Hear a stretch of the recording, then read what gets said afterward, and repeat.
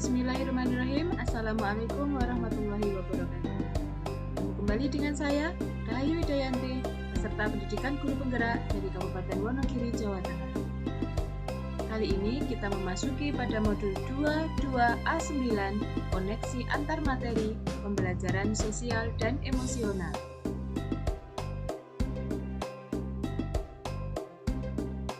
Antara stimulus dan respons, ada ruang untuk memilih, karena kita memiliki daya untuk membuat pilihan. Dalam setiap respon yang kita pilih, terdapat ruang untuk bertumbuh dan kebebasan diri kita. Kutipan hari ini dari Viktor Frankl, neurologis psikologis. Pembelajaran sosial dan emosional adalah pembelajaran yang dilakukan secara kolaboratif seluruh komunitas sekolah.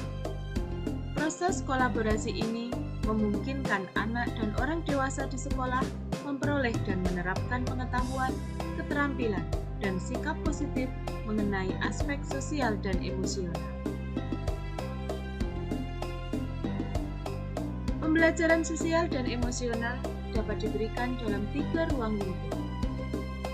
Yang pertama, rutin. Yang kedua, terintegrasi dalam mata pelajaran. Dan yang ketiga, protokol.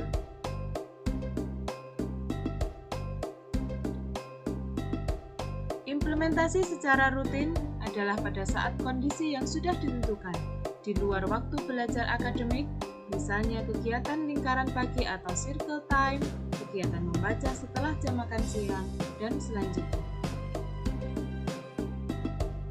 Kegiatan terintegrasi dalam mata pelajaran, misalnya melakukan refleksi setelah menyelesaikan sebuah topik pembelajaran, membuat diskusi kasus, atau kerja kelompok untuk memecahkan masalah. Secara protokol, menjadi budaya atau aturan sekolah yang sudah menjadi kesepakatan bersama dan diterapkan secara mandiri oleh murid atau sebagai kebijakan sekolah untuk merespon situasi atau kejadian tertentu. Misalnya, menyelesaikan konflik yang terjadi dengan membicarakannya tanpa kekerasan, mendengarkan orang lain yang sedang berbicara, dan lain-lain.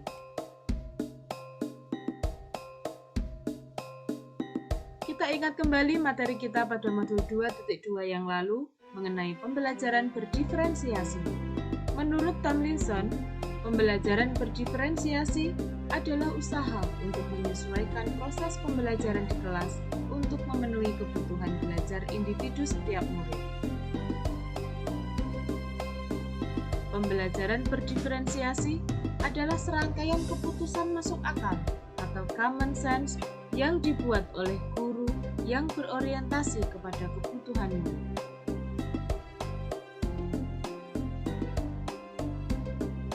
Kemudian kita hubungkan dengan pembelajaran sosial emosional. Apakah sebenarnya pembelajaran sosial emosional itu? Pembelajaran sosial emosional.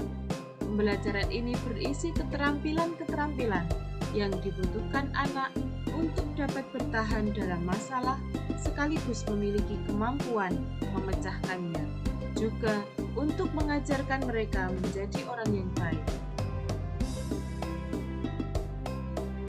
Pembelajaran sosial dan emosional berbasis kesadaran penuh atau mindfulness-based social emotional learning.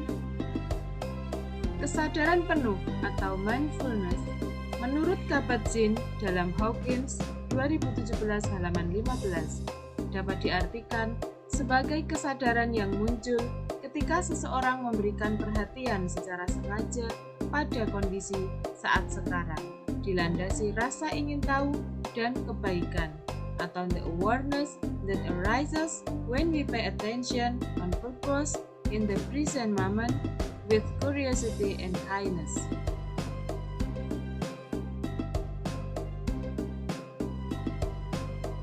Beberapa kata kunci untuk pembelajaran sosial dan emosional. Yang pertama adalah kesadaran atau awareness. Yang kedua, perhatian yang disengaja atau on purpose. Yang ketiga, saat ini atau present moment. Yang keempat, rasa ingin tahu atau curiosity.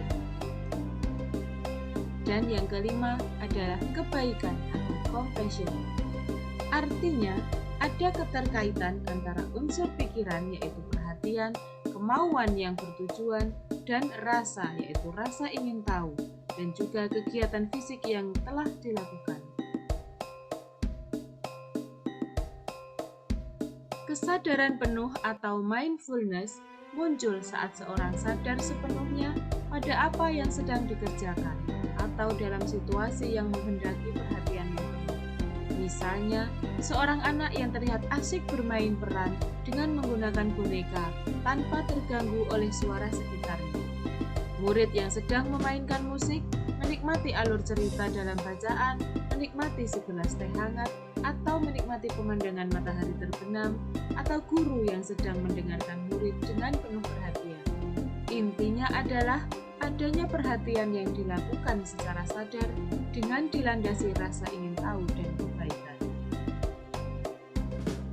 Banyak penelitian yang menunjukkan bahwa di dalam kondisi berkesadaran penuh, terjadi perubahan fisiologis seperti meluasnya area otak yang terutama berfungsi untuk belajar dan mengingat, berkurangnya stres, dan munculnya perasaan tenang dan stabil. Kabat-Zin 2013 halaman 37. Dengan demikian, salah satu fungsi latihan berkesadaran penuh adalah menumbuhkan perasaan yang lebih tenang dan pikiran yang lebih jernih yang akan berpengaruh pada keputusan yang lebih responsif dan reflektif. Kesadaran penuh atau mindfulness dapat dilatih dan ditumbuhkan melalui berbagai kegiatan.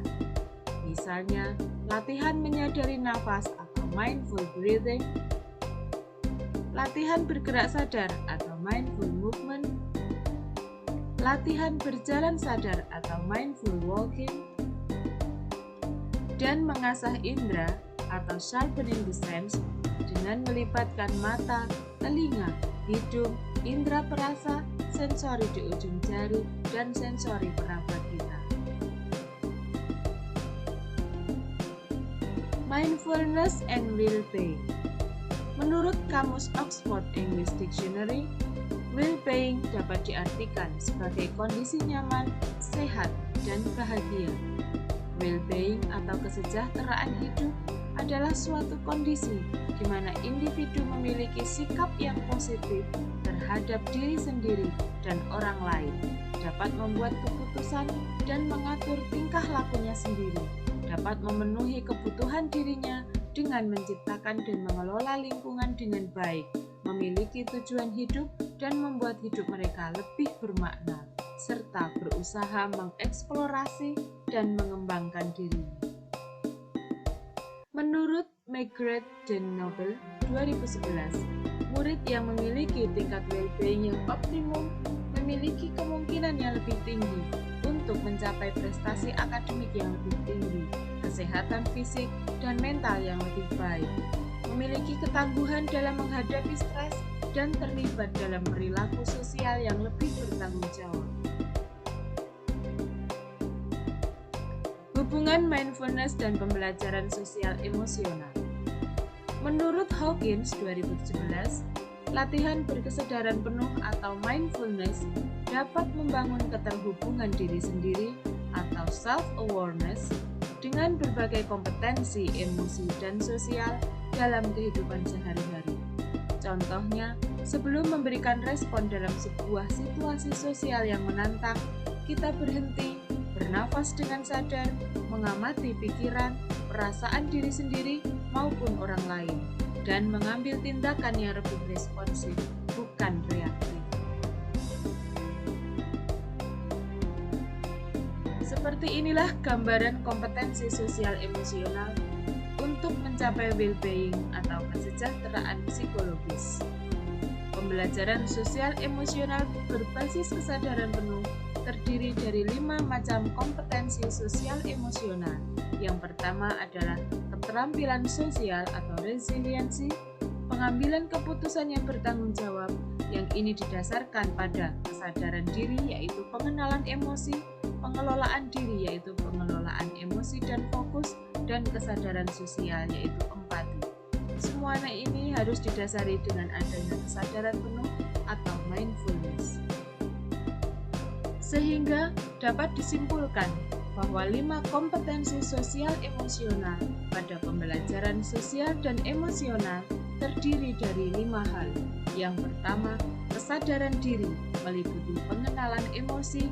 Yang kedua, pengelolaan diri meliputi pengelolaan emosi dan fokus. Yang ketiga, pengambilan keputusan yang bertanggung jawab. Yang keempat, kesadaran sosial yaitu empati. Dan yang kelima, kemampuan berinteraksi sosial atau resiliensi.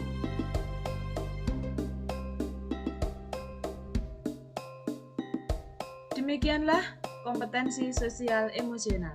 Sampai bertemu lagi pada pembahasan selanjutnya. Billahi taufiq wal hidayah. Wassalamualaikum warahmatullahi wabarakatuh. Salam dan bahagia.